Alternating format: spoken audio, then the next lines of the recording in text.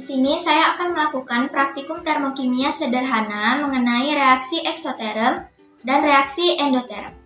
Sebelumnya, mari kita pelajari definisi sederhana mengenai termokimia.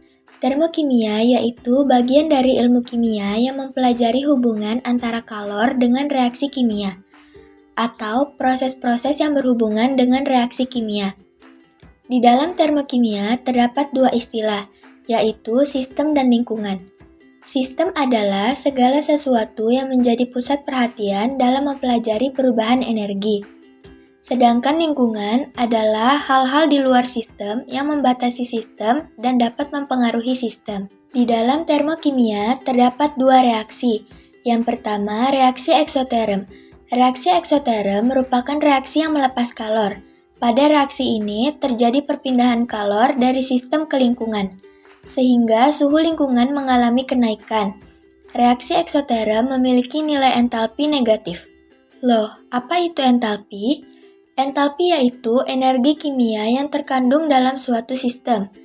Entalpi suatu sistem tidak dapat diukur. Yang dapat diukur adalah perubahan entalpi. Perubahan entalpi menunjukkan banyaknya kalor yang diserap maupun dilepas dalam suatu reaksi. Yang kedua, reaksi endoterm. Reaksi endoterm merupakan reaksi yang menyerap kalor. Pada reaksi ini terjadi perpindahan kalor dari lingkungan ke sistem, sehingga suhu lingkungan mengalami penurunan dan suhu sistem akan bertambah. Reaksi endoterm memiliki nilai entalpi positif. Untuk percobaan pertama, alat dan bahan yang diperlukan adalah air berwarna, lilin, korek api, piring, dan gelas kaca.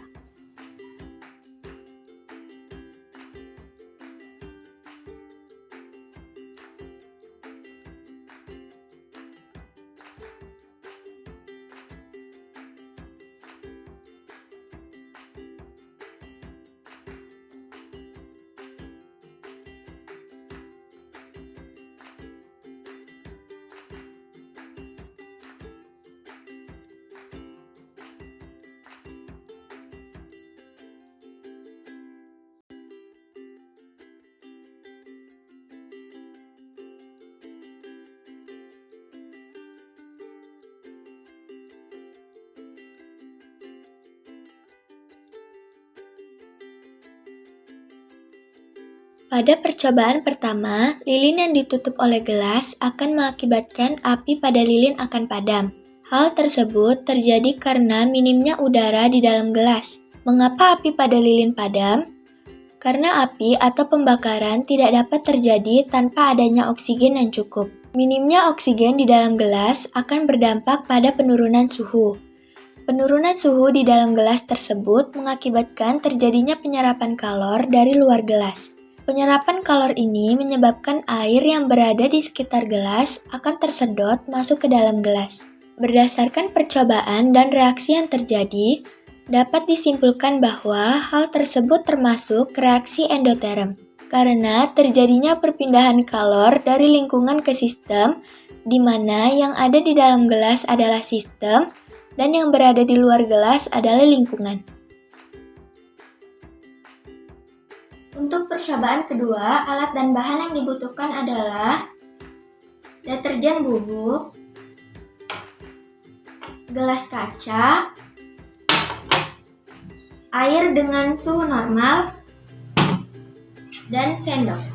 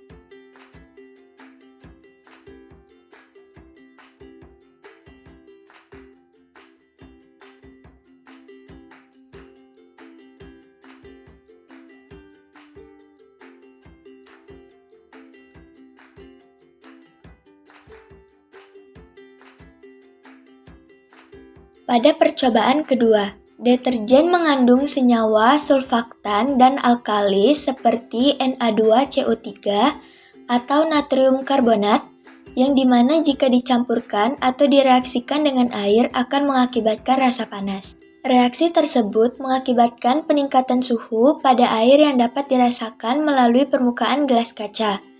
Peningkatan suhu tersebut terjadi karena adanya pelepasan kalor dari sistem ke lingkungan, di mana deterjen yang berperan sebagai sistem, sementara air dan gelas yang berperan sebagai lingkungan.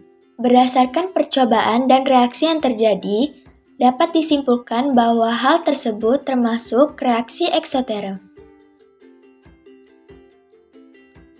Percobaan kali ini jauh lebih sederhana. Siapkan 2 buah gelas kaca dan air dengan suhu yang berbeda, panas dan dingin. Tuangkan air ke dalam masing-masing gelas yang berbeda.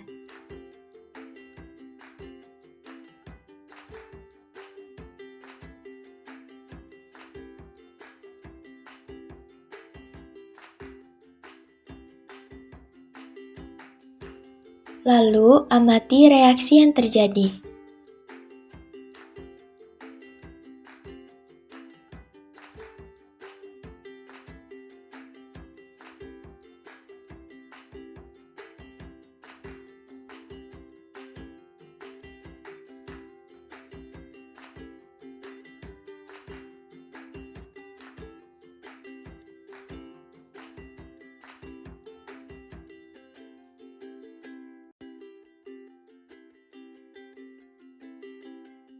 Pada percobaan tambahan, gelas yang berisi air panas mengalami reaksi eksoterm karena air yang berperan sebagai sistem akan melepas kalor ke lingkungan, yaitu gelas dan udara, sehingga lingkungan mengalami kenaikan suhu. Gelas yang berisi air dingin mengalami reaksi endoterm karena air yang berperan sebagai sistem akan menyerap kalor dari lingkungan, yaitu gelas dan udara, sehingga mengalami penurunan suhu.